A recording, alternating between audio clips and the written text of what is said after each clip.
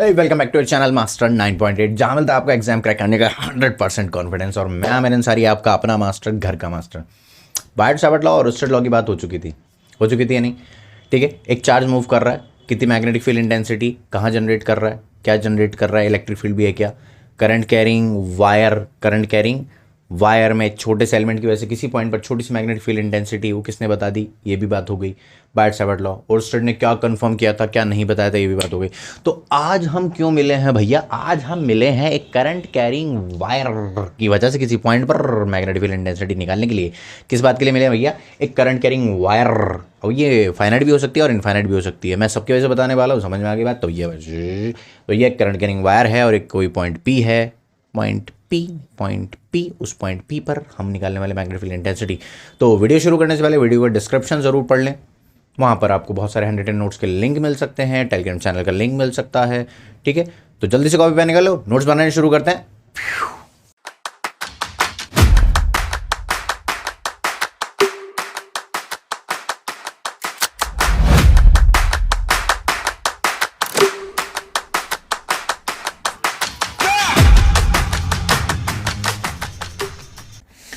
हाँ जी, तो हमारी हेडिंग क्या है? Magnetic field intensity at a point, magnetic field intensity at a point due to finite straight current carrying wire. इतनी लंबी तो हेडिंग है ये, फाइनाइट स्ट्रेट करंट, मिटा दूंगा लिखते ही जल्दी से नोट कर ले मेरे साथ साथ, फाइनाइट करंट कैरिंग वायर।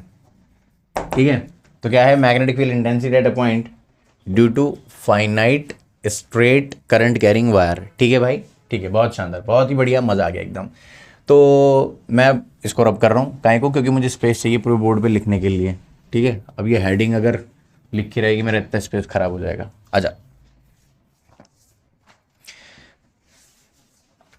तो भैया अब हम जल्दी से डायग्राम समझते हैं, क्योंकि डायग्राम अगर आपको समझ में आ गया तो आपको 60% ये टॉपिक समझ में आ गया, अगर सिर्फ और सिर्फ डायग्राम समझ में आ गया तो। डायग्राम की बहुत इंपॉर्टेंस है। आओ भैया, आओ प्यारे साथ हमारे, ये रहा हमारा बड़ा वाला स्केल। ठीक है, तो स्ट्रेट करंट कैरिंग वायर को बना लेते हैं फटाफट से। तो ये भूमिका भी लिख लें साथ साथ कि एक स्ट्रेट करंट कैरिंग वायर हमने मानी है। Let us consider a straight current carrying wire MN।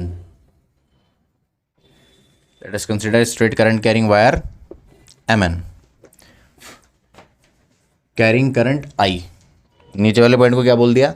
M, और ऊपर वाले पॉइंट को क्या बोल दिया? N। ऊपर वाले पॉइंट को क्या बोल दिया? N। ठीक है भाई, ठीक है। तो कितना करंट फ्लो कर रहा है? मान लेते हैं I करंट फ्लो कर रहा है। कितना करंट फ्लो कर रहा है? I। और यहां से एक हम A डिस्टेंस दूरी पर एक पॉइंट मान लेते P। एक पॉइंट क्या मान लिया भैया? P। अब इस पॉइंट P पर हमें क्या निकालनी है? इस पूरी करंट कैरिंग वायर की वजह से मैग्नेटिक फील्ड इंटेंसिटी। बहुत शानदार रे भैया, रे मास्टर। तो ध्यान से देखो ना एक बात, देखो देखो देखो देखो देखो देखो देखो देखो देखो देखो देखो देखो देखो देखो देखो भैया, बहुत ही शानदार, बहुत ही शानदार है एकदम भैया जी, आग लगा दिए।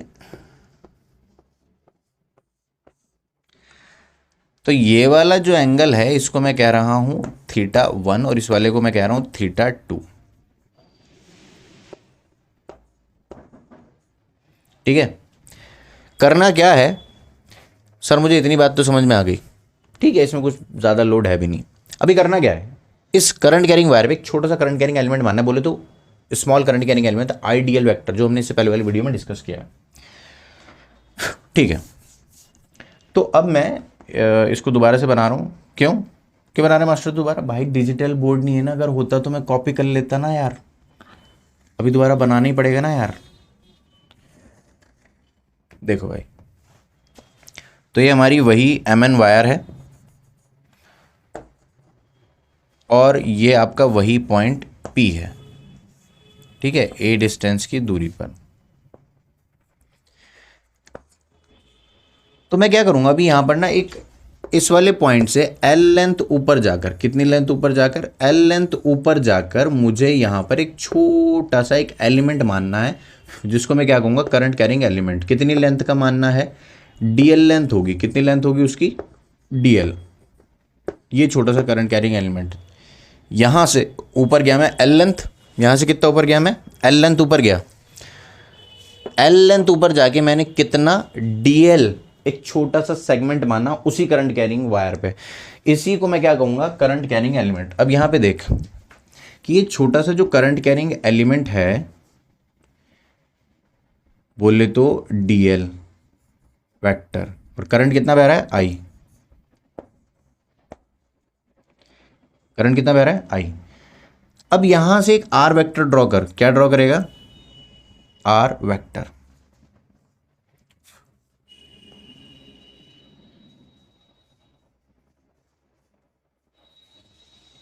समझा गया, क्या ड्रॉ किया, आर वेक्टर। ये तो सिर्फ ए डिस्टेंस है, और जो कि क्या है, परपेंडिकुलर डिस्टेंस। क्या है मेरे भाई, परपेंडिकुलर डिस्टेंस। चलो बहुत शानदार, बड़ा मजा आया।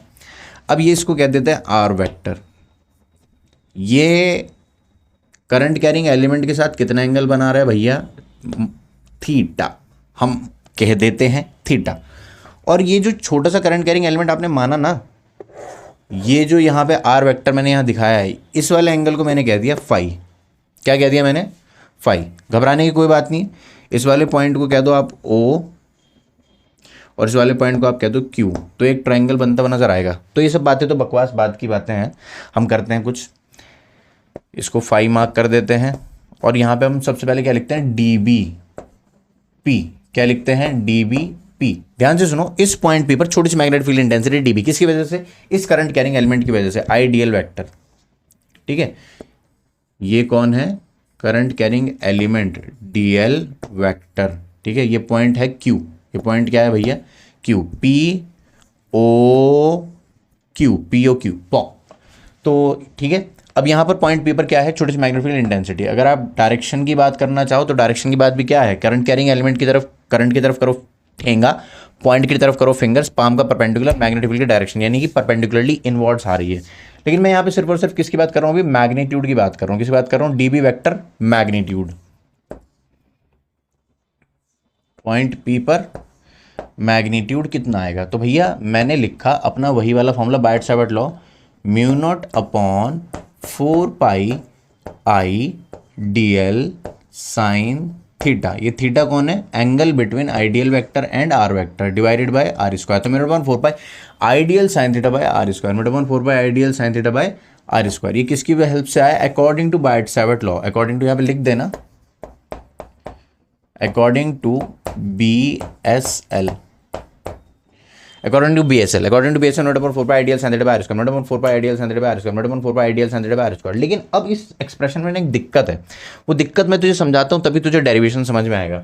मान ले इस करंट कैरिंग एलिमेंट पे, सॉरी इस करंट कैरिंग वायर पे मैं छोटा सा करंट कैरिंग एलिमेंट यहाँ मान लेता हूँ। तो यहाँ पे जब मैं मानूंगा तो आर वेक्टर क्या ऐसे आएगा, अगर मैं यहाँ पे करंट कैरिंग एलिमेंट मानता हूँ इस वायर पे, तो क्या ये पॉइंट P के एकदम सामने है, तो यही आर वेक्टर बन जाएगा। यहाँ पे एंगल कितना है, 90। पहली बात तो ये जो L है ये वेरिएबल है, दूसरी बात ये जो थीटा है ये भी वेरिएबल है, तीसरी बात ये जो R है ये भी वेरिएबल है। सोच अब इस पॉइंट को जब तक ना समझ में आ जाए तब तक बार बार इसको देख, रिवाइंड कर करके देख, किताब में देख, कहीं भी देख, समझ इस बात को कि यार L भी वेरिएबल है, थीटा भी वेरिएबल है। ये थीटा जैसे जैसे ऊपर जाता चला जाएगा, ये करंट कैरिंग एलिमेंट, ये थीटा और बड़ा होता चला जाएगा, और जैसे करंट कैरिंग एलिमेंट नीचे आता चला जाएगा वो थीटा छोटा होता चला जाएगा। यहाँ पे इस वाले पॉइंट पे हो जाएगा 90, और जैसे जैसे और नीचे जाएगा तो वो एक्यूट हो जाएगा। क्या तुझे मेरी इतनी बात समझ में आई? अगर इतनी बात समझ में आ गई अब डेरिवेशन को आगे लेके चल सकता हूँ मैं। तो भैया अब मेरी लिमिटेशन क्या है कि मैं इंटीग्रेशन में सिर्फ एक ही वेरिएबल के टर्म्स में सॉल्व कर पाता हूँ, एक ही इंटीग्रेशन में जानता हूँ, दो वेरिएबल का एक साथ में इंटीग्रेशन करना नहीं जानता। सर ये सिखाओगे क्या? ना ना ना, ये इंजीनियरिंग हायर मैथमेटिक्स की बातें हैं। तो फिलहाल इसका नाम एक जुगाड़ क्या है कि अगर मैं L को, थीटा को और R को किसी एक वेरिएबल की टर्म में लिख दूं, तो फिर मैं उसी वेरिएबल की टर्म्स में ही लिमिट लगा के इंटीग्रेशन करके सॉल्व कर लूँ तो मेरा काम बन सकता है। उस एक वेरिएबल के टर्म्स में ही मैं बात कर लूँगा पूरी। तो अब वो क्या होना है अब वो समझो। तो ट्राइंगल पॉक को पकड़ो, POQ, triangle POQ। Triangle POQ में सबसे पहले आप ये देखो कि आप cos फाई को देख पा रहे हो। cos फाई कितना है? बेस अपॉन हाइपोटेन्यूज, यानी कि A/R। सर हमको नहीं दिख रहा है, देखिए हम दिखाते हैं। ए है हाइपोटेन्यूज, ए है बेस, ए है phi, cos phi base upon hypotenuse. तो बच्चों ने कहा hypotenuse is equals to A upon cos phi. पहली बात तो ये पकड़ लो कि भैया आर को आपने लिख दिया है A अपॉन cos फाई, ठीक है। तो ये जो थर्ड वेरिएबल था हमारा ये ऐसे लिखा गया, ठीक है। अब दूसरी बात समझो, सर ये वाला एंगल कितना होगा? मैंने कहा भैया पाई माइनस थीटा। तो भैया ये ऑलरेडी 90 है, ये ऑलरेडी 90 है। इस ट्राइंगल को आपको अलग से बना के दिखाऊं? क्या समझ में आ रहा है? ये है ट्राइंगल, ये है ट्राइंगल, ठीक है। ये है ट्राइंगल, ये ए है। ए भैया चल। तो अब यहां पर पाई माइनस थीटा और फाई का सम कितना होगा?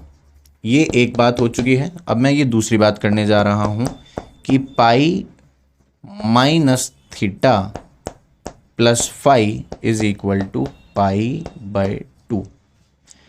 90 तो है ही, तीनों का सम कितना होगा? 180। तो ये बच्चे वाले दोनों का सम कितना हो गया? 90 हो गया। मेरे भैया बात समझ में आ गई। थीटा जाएगा उधर तो हो जाएगा प्लस थीटा, पाई/2 आएगा इधर तो हो जाएगा माइनस पाई/2।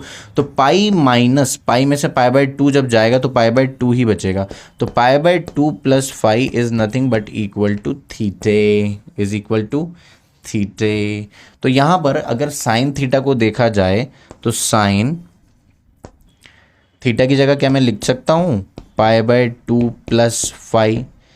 तो क्या साइन 90 प्लस जो भी लिखा है वो कॉस हो जाता है? कॉस जो भी, कहने का मतलब यह है sine 90 plus x cos x, sine 90 plus theta cos theta, sine 90 plus phi cos phi, cos phi.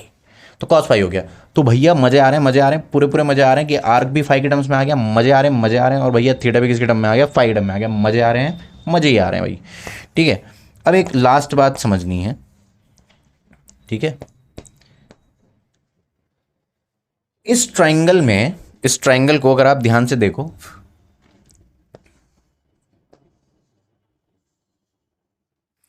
ये वाली लेंथ कितनी है? L,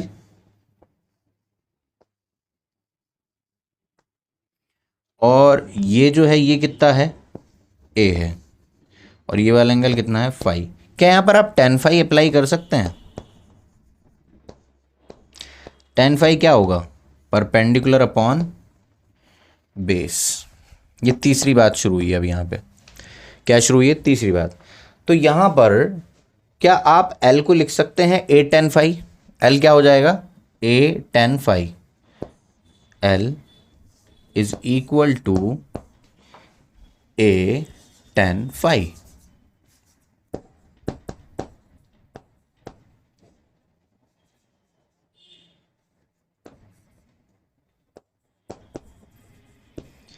अब इसको डिफरेंशिएट करना है। क्या करना है? डिफरेंशिएट करूंगा।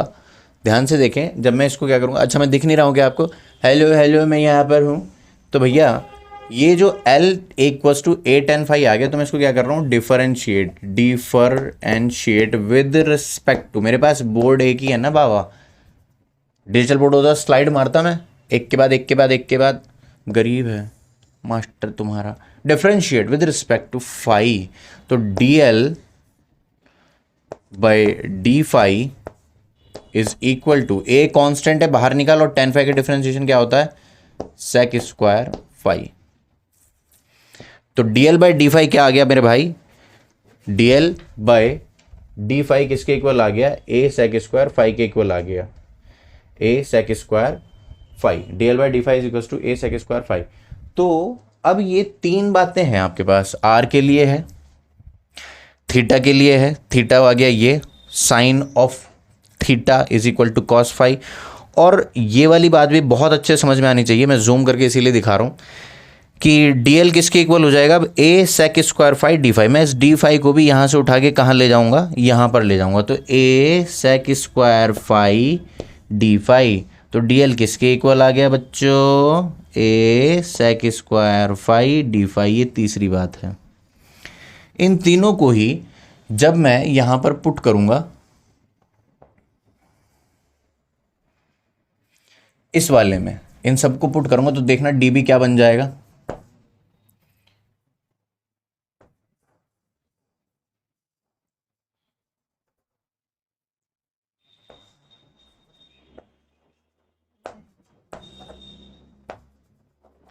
देखो भाई।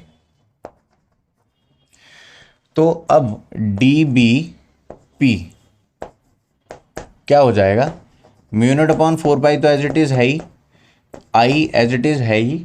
डीएल की जगह क्या पुट करना है, A sec square phi D phi, A sec square phi D phi, A sec square phi D phi. और यहां पर साइन थीटा की जगह हम क्या पुट कर देंगे, कॉस फाई।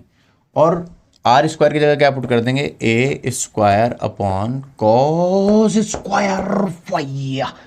तो भैया सेक स्क्वायर फाई तो ऊपर बैठा है, 1 अपॉन कॉस स्क्वायर फाई नीचे बैठा है, तो क्या ये भी सेक स्क्वायर फाई ही है, जो नीचे है ये भी क्या सेक स्क्वायर फाई है। तो सेक स्क्वायर फाई से सेक स्क्वायर फाई क्या कर दो, कैंसिल। तो ये सेक स्क्वायर फाई से ये सेक स्क्वायर फाई क्या हो गया, कैंसिल हो गया। एक ए ऊपर बैठा है, ए स्क्वायर नीचे बैठा है, तो एक ए से एक ए भी कैंसिल। तो बची हुई दुनिया क्या है, mu naught upon 4 pi I by ए, और कौन बचा है, कॉस फाई डी फाई। और ये क्या है, small magnetic field intensity at point P due to current carrying element. ये है आपका फाइनल एक्सप्रेशन। अब देखिए कितना आसान लग रहा है, यहां पे सिर्फ एक ही वेरिएबल है, बोले तो कौन, फाई, बोले तो कौन, फाई। तो अब इसकी इंटीग्रेशन करेंगे, तो integrating both sides with proper limits, integrating both sides with proper limits. समझ में आई बात, integrating both sides with proper limits. तो भैया यहां पर इंटीग्रेशन की लिमिट्स लगेंगी,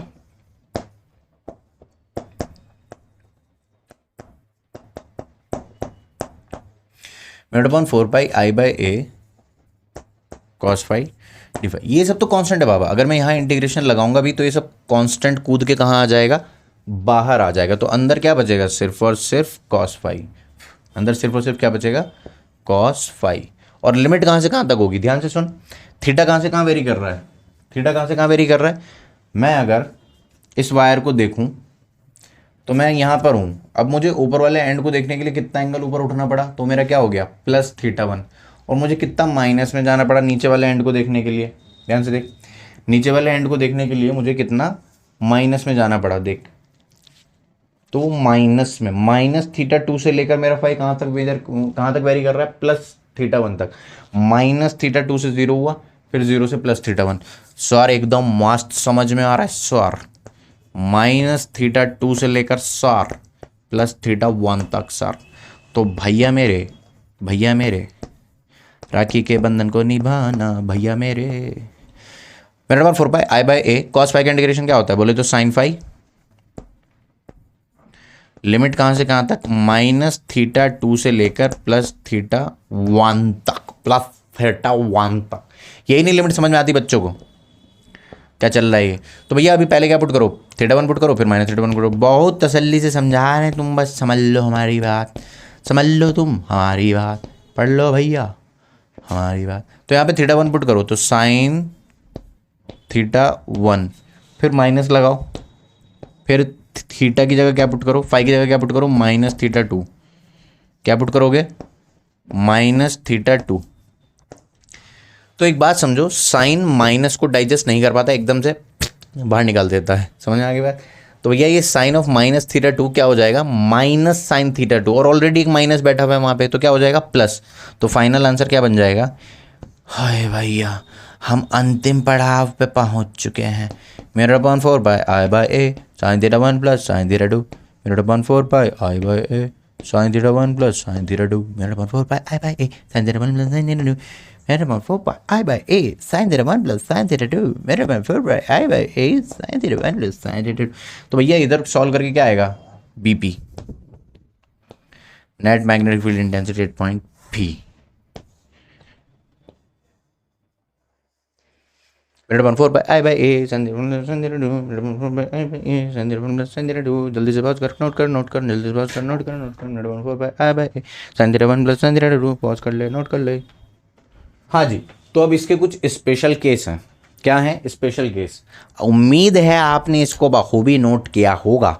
अब इसके स्पेशल केस समझने जा रहे हैं। याद होना चाहिए ये फॉर्मूला, तब होगी आगे कुछ बात। मैं जल्दी से रिवाइज करा दूँ क्या एक बार? मैं जल्दी से रिवाइज करा दूँ। देख देख देख देख मैंने क्या किया, जल्दी से देख। सबसे पहले मैंने क्या किया भैया, एक करंट कैरिंग वायर मानी, एक करंट कैरिंग वायर मान ली, और वो क्या है, एम एन वायर है और एक पॉइंट पी है, उससे ए परपेंडिकुलर डिस्टेंस पर वहाँ पर मुझे क्या निकालनी है, मैग्नेटिक फील्ड इंटेंसिटी निकालनी है इस पूरी करंट कैरिंग वायर की वजह से। लेकिन पूरी करंट कैरिंग वायर की वजह से मुझे निकालना नहीं आता। मुझे बायट-सैवर्ट लॉ ने सिर्फ और सिर्फ छोटे से करंट कैरिंग एलिमेंट की वजह से मैग्नेटिक फील्ड इंटेंसिटी निकालनी बताई थी। तो मैंने पॉइंट पी पर छोटा सा करंट कैरिंग एलिमेंट की वजह से ही निकाल ली। और वो करंट कैरिंग एलिमेंट मैंने कहाँ पर माना, इस वायर पे मान लिया। तो भैया ये मान लिया मैंने अपना छोटा सा करंट कैरिंग एलिमेंट, ठीक है। अब यहाँ पर कुछ तिकड़म था। तिकड़म क्या था कि ये जो मैंने माना, ये डीएल, ये आर वेक्टर यहाँ पे बना रहा है उस पॉइंट पी के साथ, तो वो थीटा एंगल है, ठीक है, और ये आर है। तो मैंने अपना अकॉर्डिंग टू बायट-सैवर्ट लॉ लिख दिया अपना मेरा 1 4 pi I, oh no sorry, मेरा 1 4 गाना चेंज करना है मुझे, मेरा 1 4 pi ideal sine theta by R square, मेरा 1 4 pi ideal sine theta by R square. अब मैंने देखा, हो माय गॉड, यहाँ पर तो 3 वेरिएबल है, तो मैं अब 3 को तो सॉल्व कर नहीं पाएगा। मैं हताश और निराश हो गया। फिर मेरी ज़िंदगी में आमिर मास्टर आया, उसने मुझे बताया इन तीनों वेरिएबल्स को किसी एक वेरिएबल की टर्म्स में लेकर आ जाओगे तो इंटीग्रेशन आसानी से कर पाओगे। तब मेरी ज़िंदगी खुशहाल हो गया। तो देखो मैंने ट्राइंगल पी ओ क्यू को पकड़ा। पी ओ क्यू में ये वाला एंगल था फाई, ये वाला एंगल था फाई। तो भैया कॉस फाई को मैंने जैसे ही अप्लाई किया इस ट्राइंगल पी ओ क्यू में, तो कॉस फाई क्या हो गया, base upon hypotenuse A upon R. तो आर क्या लिख सकते हैं, ए अपॉन कॉस फाई। क्या लिख सकते हैं, ए अपॉन कॉस फाई लिख सकते हैं। तो आर अब रिप्लेस हो चुका है फाई के टर्म्स में। फिर मैंने किसको टारगेट कर लिया, थीटा को टारगेट कर लिया। मैंने कहा ऐसी तैसी अब तेरा नंबर है।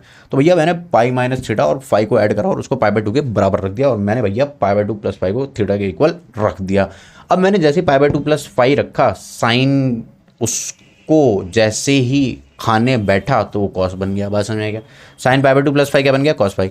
आखिरी बात जो भैया बची है वो है डीएल के बारे में। मैंने यहाँ से एल लेंथ पे जाके डीएल कंसीडर किया था। क्या बोला मैं, एल लेंथ पे जाके डीएल कंसीडर किया था। तो एल और ए क्या मैं यहाँ पे tan फाई से लिख सकता हूँ, base perpendicular upon base. tan phi के सामने कौन है, परपेंडिकुलर, और ये कौन है, बेस। फिर मैंने एल को लिखा a tan फाई, उसका कर दिया डिफरेंशिएशन। क्या कर दिया, एकदम डिफरेंशिएशन। तो डीएल किसके इक्वल आ गया, a sec square phi D phi. मैंने सबको लाके यहाँ पर पुट करा, कुछ कटम कटा हुआ करा। फाइनली मेरे पास cos फाई डी फाई बच गया। ये सब था, कांस्टेंट ही निकल के आ गया बाहर। मैंने इंटीग्रेशन लगाया माइनस थीटा 2 से प्लस थीटा 1 तक इंटीग्रेशन लिमिट्स लगाई। तो फाइनली मैं पहुंच गया अपने रिजल्ट पर, मेरा 1 4 pi I by A sine theta 1 plus sine theta 2। जल्दी से बात कर, नोट कर जल्दी से बात कर, नोट कर।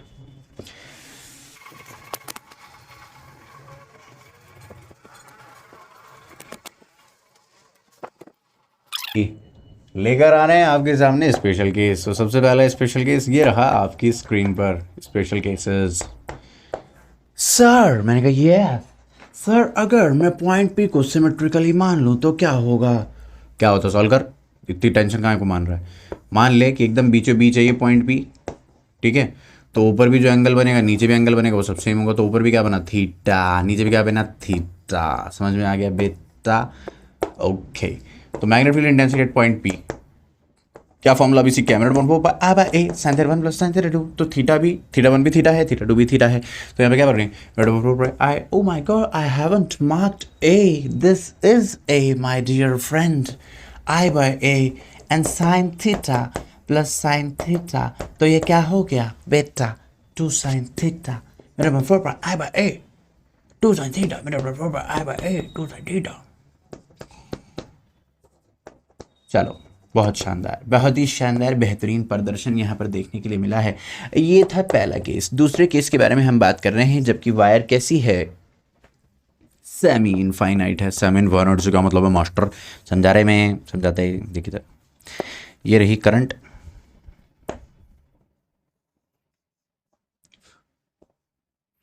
पॉइंट भी यहीं पे है। तो अभी बात सुनना, बात सुन, देख, ये पॉइंट मेरे एकदम आंखों के सामने रे, दिख रहे, ये पॉइंट मेरी एकदम आंखों के सामने, तो मुझे दूसरे एंड को देखने के लिए नीचे नहीं जाना पड़ेगा, सामने है, तो थीटा 2 क्या हो गया 0। ऊपर वाले पॉइंट को देखने के लिए मेरे को 90 डिग्री 90 डिग्री 90 डिग्री, समझा क्या? तो भैया थीटा 1 की वैल्यू बोल दे जल्दी से।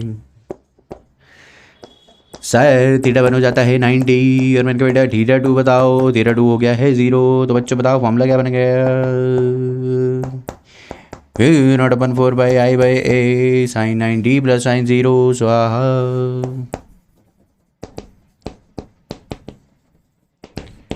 पकड़ लो कॉन्सेप्ट को, पकड़ लो sin 0 0 sin 91। Oh my god, that's very simple and easy। When upon 4/i/a, when upon 4/i/a, that's it। This is the case of semi infinite। Sir मैंने कहा क्या हो गया?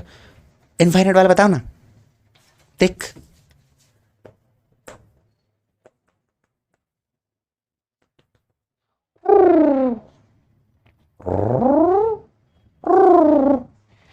नीचे माइनस इन्फिनिटी से लेकर प्लस इन्फिनिटी तक, बात समझ आ रही क्या?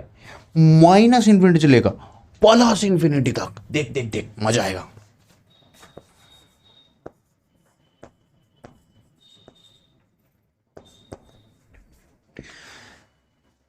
अरे बताने की जरूरत क्या है भैया, इधर देखिए, आप बस इतना समझ गए हैं ना कि थीटा 1 और थीटा 2 दोनों ही 90 हैं, बस काम हो गया। देखिए root over 4/i/a sin theta 1 plus sin theta 2, root over 4/i/a sin theta 1 plus sin theta 2, root over 4/i/a sin theta 1 plus sin theta 2, root over 4/i/a sin theta 1 plus sin theta 2, root over 4/i/a sin theta 1 plus। Theta 1 की जगह पे 90 put करिए, theta 2 की जगह पे 90 put करिए, भैया ये भी आ जाएगा 1, ये भी आ जाएगा 1। हेलो आप कौन, कहाँ मिला है फ़ोन, आपका क्या नाम है, हमसे क्या काम है? मेरा 4/i/a sin theta 1 plus sin theta 2, मेरा 4/i/a, मेरा 4/2i/a, मेरा 4/2i/a, मेरा 4/2i/a। तो भैया ये सब बातें तो हो गई, एक और सेक्सी केस है। कैसा केस है? सेक्सी एकदम। सर ऐसा भी कैसा सेक्सी है ये वाला केस, कराओ ना यार। कराता हूँ, ये समझ में आए ना, समझ में आया तो कमेंट सेक्शन में मैं तेरा इंतज़ार कर रहा हूँ। प्रॉब्लम का, तुम्हारी कठिनाइयों का निवारण किया जाएगा, तुम्हारे संकटों का निवारण किया जाएगा भाई। हमें मैसेज करो, कांटेक्ट करो हमें, चला जाओ। देख, अगर ऐसा हो जाए कि वायर सिर्फ यहाँ तक है, ये रही वायर, और पॉइंट पी को तुम यहाँ पे मान लो, मानने में क्या जा रहा है?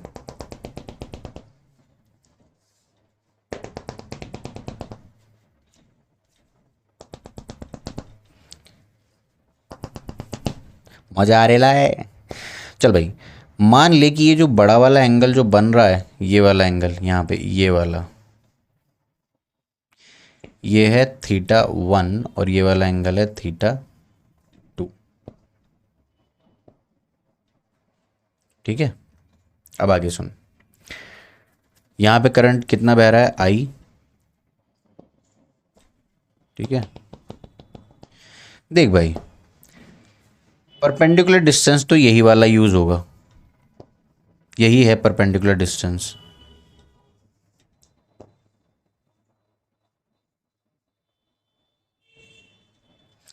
ठीक है, तो अब क्या करना है?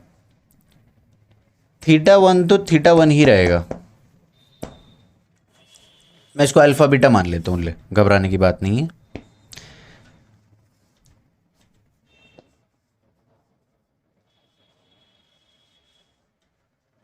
थीटा 1 तो प्लस अल्फा ही रहेगा। थीटा 2 को हम माइनस बीटा मान लेंगे। सर ऐसा क्यों किया? देखो समझो, जब आपने इस वाले पॉइंट पे खड़े होकर ऊपर वाले पॉइंट को देखा, तो आपने अल्फा लिख कर ये पूरा कवर कर लिया, ये पूरा यहाँ से लेके यहाँ तक, लेकिन ये वाला सेक्शन तो है ही नहीं, एग्जिस्ट ही नहीं करता, तो आपने थीटा 2 को माइनस में पुट करके इसको कैंसिल कर दिया, बस इतनी सी बात है। जब आपने थीटा वन को अल्फा पुट किया तो आपने इस पूरी वायर को कंसिडर किया, यहाँ से लेकर यहाँ तक की को, लेकिन आपने माइनस के साथ दूसरा एंगल लिखने पर ये पुष्टि कर दी कि ये तो खाली है। और सुन, अगर अब ऐसा हो जाए कि ये वाला आर दे रखा हो, परपेंडिकुलर डिस्टेंस ना दे रखा हो, तो ये कौन है ऊपर वाला अल्फा, ये कौन है बीटा, तो ये कितना हो जाएगा आर कॉस अल्फा। तो परपेंडिकुलर डिस्टेंस की जगह क्या पुट करेगा, आर कॉस अल्फा। और अगर ये ना देकर उसने ये वाला दे दिया हो डिस्टेंस आर, तो ये कितना हो जाएगा आर कॉस बीटा। यूज यही वाला डिस्टेंस होगा परपेंडिकुलर। ठीक है, एक सवाल मैं करवा दूंगा, तुझको समझ में आ जाएगा। ठीक है, तो इसके लिए क्या फॉर्मूला बन जाएगा मेरे भाई, magnetic field intensity at point P is equal to mu not upon 4 pi by A sine alpha minus sine beta.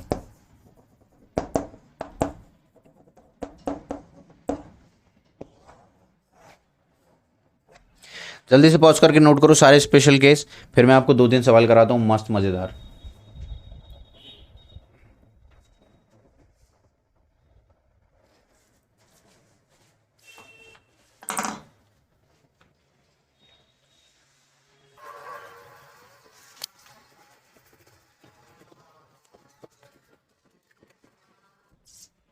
तो ये एक सवाल तो ये करो। ठीक है, ये रहा पॉइंट पी, करंट है 2 एम्पेयर। इस वाले को मान लो आप बड़े वाले एंगल को 60 डिग्री, और इस वाले को मान लो 30 डिग्री। ठीक है, बस इतनी बात है। ठीक है, आपको बताना भी है। और हाँ, आपको ना ये वाला दे रखा है, ये दे दिया आपको 20 सेंटीमीटर। कितना दे रखा है, 20 सेंटीमीटर। ठीक है, चलो अब point paper magnetic field intensity. अगर खुद से करना चाहते हो तो प्लीज़ पॉज करो, जल्दी से सवाल को सॉल्व करने की कोशिश करो। आप खुद से करके देखो एक बार, नहीं होगा तो फिर मैं करवाता हूँ। ठीक, चलो उम्मीद है आपने ट्राई कर लिया होगा। देखो भाई, तो magnetic field intensity at point P mu naught upon 4 pi, आई कितना है 2 एम्पेयर। ए की जगह क्या रखना है अपने को, ये वाला डिस्टेंस रखना है ये। तो अगर ये 20 है और ये 60 डिग्री एंगल बन रहा है, तो ये कितना हो जाएगा ए, कितना हो जाएगा ए 20 कॉस 60। तो कितना आ गया कॉस 60 1/2, दैट इज 10 सेंटीमीटर, बोले तो 0.1 मीटर। समझ में आया? तो यहाँ पे क्या लिख दो 0.1। थीटा वन की जगह क्या लिखना है 60 लिखना है, और थीटा टू की जगह क्या रखना है 30 डिग्री माइनस के साथ। ठीक है, तो साइन 60 माइनस साइन 30। समझ में आ गई बात? ठीक है, तो कई सवाल बन सकते हैं ऐसे। ठीक है, तो चलो अब हम एक स्क्वायर वाला क्वेश्चन करते हैं। ठीक है, जल्दी से पॉज करके इसको नोट करो।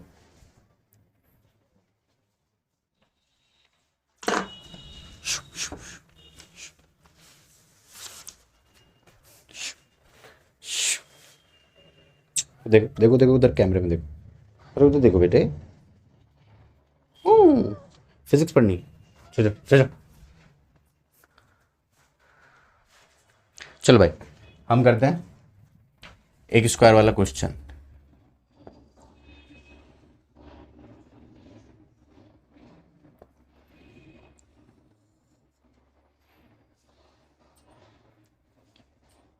यहां पर करंट कितना फ्लो हो रहा है आई, करंट कितना फ्लो हो रहा है आई, और इसकी जो साइड मान रखी है मैंने 2a मान रखी है। और आपको सेंटर पर जो इस स्क्वायर का सेंटर है, ये एक स्क्वायर है 2a साइड का, ये क्या है स्क्वायर है 2a साइड का, और ओ पॉइंट पे क्या बतानी है magnetic field intensity at point 2। चलो पॉज करो, जल्दी से नोट करो।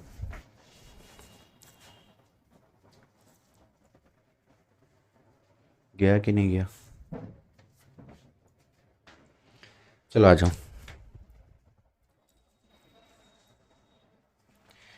मैं सॉल्व करता हूँ। आओ,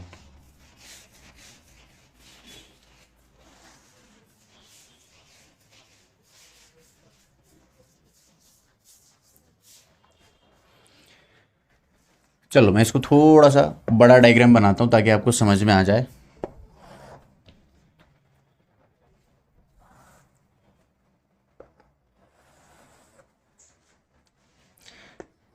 देखो जी, अब इसको ना मैं 3 पार्ट में ब्रेक करूंगा, ए बी, 4 पार्ट में, sorry, A B C D. यहाँ पे करंट कितना है, कितनी मानी थी हमने, 2 एम्पीयर मानी थी, आई मान लेते हैं, छोड़ कुछ भी पुट कर देना बाद में। ठीक है, अगर ये 2 है, 2A है, तो मैंने इसको 3-4 पार्ट में ब्रेक करूंगा। तो मैं यहाँ पे ना सॉल्व करूंगा magnetic field intensity at point O due to A B. फिर मैं लिखूंगा magnetic field intensity at point O due to B C, ऐसे करते करते सी डी, और ऐसे करते करते डी ए, और फिर सबकी वजह से जो आएगी उन सबको ऐड कर दूंगा। तो ध्यान से देखो, सिर्फ इसको ध्यान से देखो, क्या ये वाला एंगल ऊपर वाला 45 बन रहा होगा, और ये वाला एंगल भी कितना बन रहा होगा, 45। और अगर इसको, इसकी साइड मैंने 2A दे रखी है, तो ये वाली साइड कितनी हो जाएगी, ये A हो जाएगी। समझ में आ गया? तो मैंने सोच समझ के दी थी। तो उसको अगर मैं 20 सेंटीमीटर लिखता तो ये कितनी हो जाती, 10 सेंटीमीटर हो जाती। कितनी हो जाती, 10 सेंटीमीटर। चल आ जाए जल्दी से, सिर्फ इसकी वजह से लिखते हैं। तो यहाँ पे क्या लिख दूँ, mu not upon 4 pi I divided by A sine 45 plus sine 45, क्या मैं इंटू 2 कर दूँ? ठीक है, बहुत बढ़िया। क्या करंट कैरिंग, करंट की तरफ करके ठेंगा पॉइंट की तरफ करके फिंगर्स क्या अंदर की तरफ, तो ये कहाँ है मैग्नेटिक फील्ड इंटेंसिटी, अंदर की तरफ। ठीक है, ये क्या हो गया, 2 साइन 45।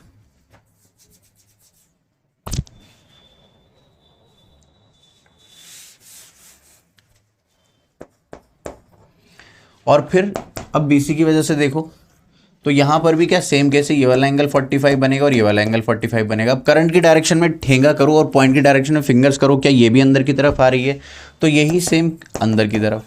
फिर अगर इसकी वजह से देखोगे कि करंट की डायरेक्शन नीचे की तरफ, पॉइंट की डायरेक्शन इधर है, पाम का परपेंडिकुलर मैग्नेटिक फील्ड की डायरेक्शन, तो ये भी अंदर की तरफ और सेम आएगी। देख, ये भी ऐसे ही है, ये वाला एंगल भी 45 बन रहा है और ये वाला एंगल भी 45 बन रहा है। फिर ये देख ले, इसमें भी ये वाला एंगल 45 बनेगा और ये वाला एंगल 45 बनेगा। समझ में आई बात? तो कहने का मतलब ये है कि जो आपने ए बी की वजह से फाइंड आउट कर ली ना, तो यही मैग्नेटिक फील्ड इंटेंसिटी किसकी वजह से, magnetic field at point O due to B C due to C D due to D A. तो क्या मैं एक की वजह से निकाल के उसको 4 से मल्टीप्लाई कर दूं, तो magnetic field at point O net किसके इक्वल हो जाएगी, mu not upon 4 pi I by A 2 sine 45। Values put कर लो, आंसर निकाल लो। जल्दी से पॉज कर नोट कर, एक और सवाल कराता हूं।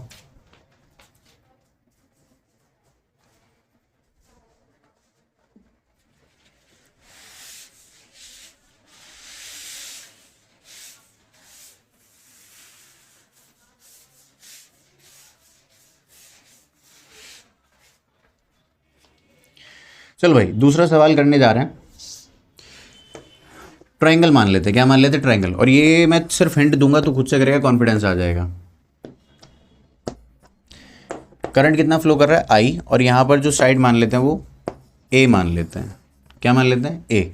ठीक है, थोड़ी सी कैलकुलेशन होगी, समझा दे दूंगा। तो अब करंट कितना फ्लो कर रहा है, आई, और यहाँ पर जो इसका सेंट्रॉइड है उस पर बतानी। तो magnetic field intensity at point O, और O कौन है, सेंट्रॉइड है। O कौन है बाबा, centroid. Magnetic field at point O net क्या होगी, ठीक है, साइड A है। तो अब इसमें थोड़ा सा ट्रिग्नोमेट्री का इस्तेमाल होना है। जिन बच्चों को क्लास 9th की ट्रिग्नोमेट्री क्लियर है, क्लास 10th की ट्रिग्नोमेट्री और ज्योमेट्री थोड़ी सी क्लियर है, तो बढ़िया मस्त मज़ा आ जाएगा। तो O पॉइंट जो है, जो सेंट्रॉइड होता है, वो मुझे ये पता है कि ये पॉइंट इस एल्टीट्यूड को 2:1 रेशियो में डिवाइड करता है। मतलब अगर ये पूरी 30 है तो ऊपर 20 रहेगी और नीचे 10 आ जाएगी। बात समझ में आ गई क्या? तो अगर ये A है, ये वाली साइड पूरी, तो ये कितना हो जाएगा, इसको ABC बोलूँ और इसको बोल दूँ D, तो AD किसके इक्वल है, ये पूरा 60 डिग्री इक्विलेटरल ट्रायंगल था। हाँ, मैं ये मेंशन करना भूल गया कि ये इक्विलेटरल ट्रायंगल है, A है, A है, A है। ठीक है, अब ये पूरा एंगल कितना है, 60, तो ये वाला एंगल कितना होगा, 30। तो ए डी किसके इक्वल होगा, ए cos 30 के इक्वल, किसके इक्वल है, ए cos 30 के इक्वल। बहुत शानदार, बहुत बढ़िया, मजेदार एकदम। तो ए cos 30 √3/2, ठीक है, √3/2। लेकिन मुझे सिर्फ और सिर्फ इससे मतलब होना चाहिए, इस वाले से, ओडी से। क्यों? क्योंकि जब मैं एक बीसी आर्म कंसीडर करूंगा सिर्फ, तो यही वो पॉइंट है जो परपेंडिकुलर डिस्टेंस, यही वो पॉइंट है जो परपेंडिकुलरली अवेलेबल है हमारे पास। क्या बोल रहा हूँ मैं, ध्यान से सुनो। ओ पॉइंट है और उससे जो परपेंडिकुलर डिस्टेंस है वो ओडी है। तो क्योंकि ओडी ही परपेंडिकुलर डिस्टेंस है, इसलिए मुझे इससे मतलब होना चाहिए। तो ये कौन है, बी, और ये कौन है, सी। करंट कितना फ्लो कर रहा है, आई, ये कितनी है, ए, ओडी निकल जाए बस। तो अगर तेरे पास ए डी आ गया, और मैं तुझको ये भी बता चुका हूँ कि ये पॉइंट इसको 2:3 में डिवाइड करता है, ठीक है। तो ये जो पूरी जो है उसको 3 टुकड़ों में बांटना, एक टुकड़ा ओडी निकल आएगा। तो ओडी किसके इक्वल हो जाएगा, OD will be equal to AD/3। कहने का मतलब कितना आया, A√3/2 डिवाइड बाय 3, यानी कि 1/3 से मल्टीप्लाई कर देंगे। समझ में आएगा? तो ये कितना आ गया, A/2√3। समझ में आ गई बात, ठीक है। क्या, A/2√3। तो कुछ नहीं, अब एक करंट कैरिंग वायर है, ये वाला एंगल और ये वाला एंगल अगर तुम्हें पता लग जाए, परपेंडिकुलर डिस्टेंस है, एंगल पता लग जाए, तो बात ही पक्की हो जाएगी। तो ध्यान से सुन, ये भी वही मैं बोल रहा था कि 9th और 10th का थोड़ा सा नॉलेज काम आएगा। ये वाला एंगल कितना होगा, देखिए पूरा 90, ये 90, ये पूरा 60 था, तो ये कितना है, ये 30 और ये कितना है 60, ये पूरा 120 है। तो ये भी 60 डिग्री है और ये भी 60 डिग्री है। तो सिर्फ और सिर्फ BC की वजह से लिख रहा हूँ, magnetic field at point O due to BC कितना आएगा, μ0/4πI/A sin 60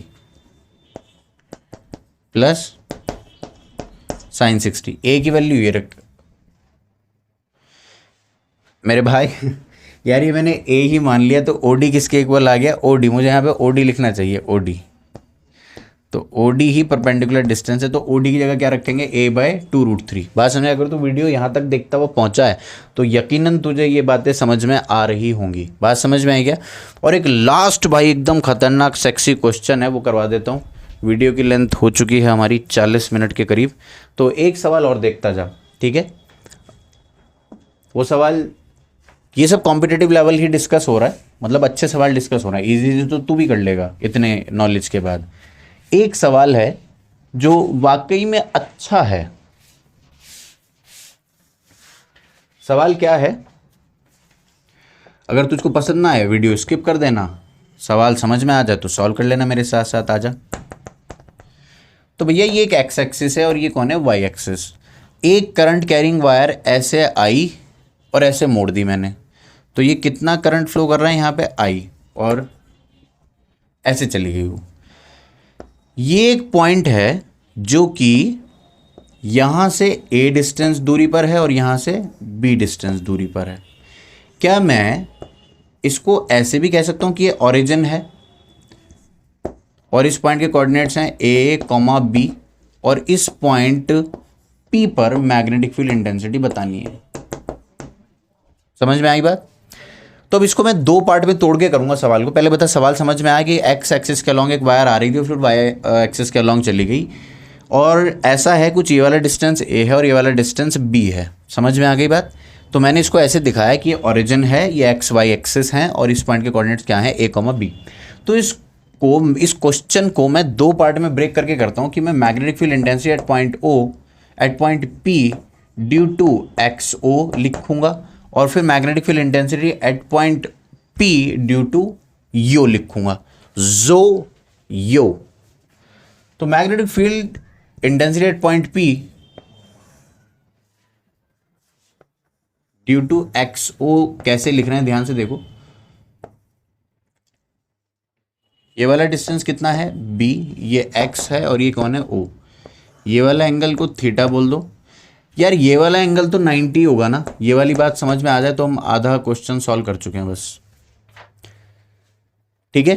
और ये वाली जो लेंथ है, क्या मैं इसको लिख दूं under root A square plus B square, या तुम मातम मनाने लग जाओगे कि कैसे लिखा तू हाइपोटेन्यूस बाबा।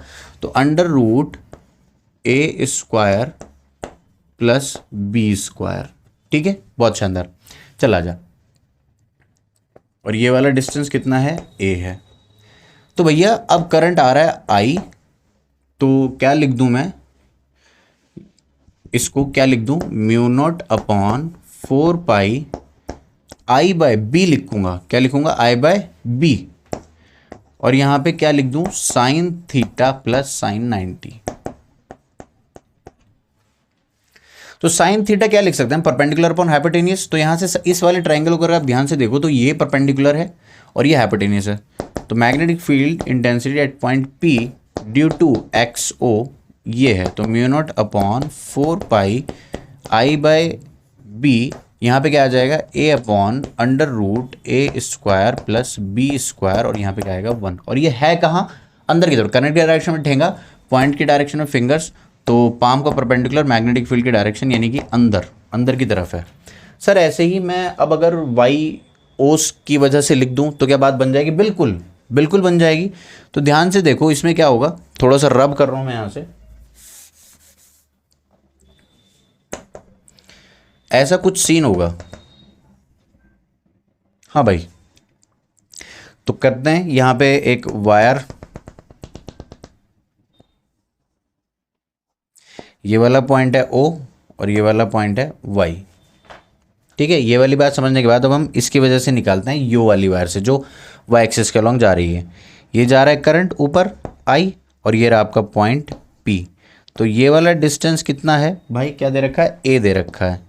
और ये वाला डिस्टेंस ओ पॉइंट का यहां से कितना है, बी। ये वापस से क्या बन गई, hypotenuse under root A square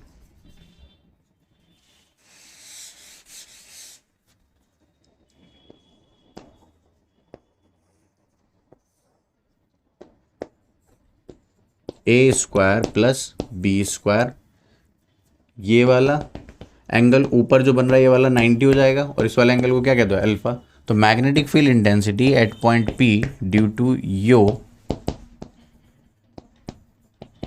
mu naught upon 4 pi I by, perpendicular distance क्या है ये, A, I by A sine alpha plus sine 90।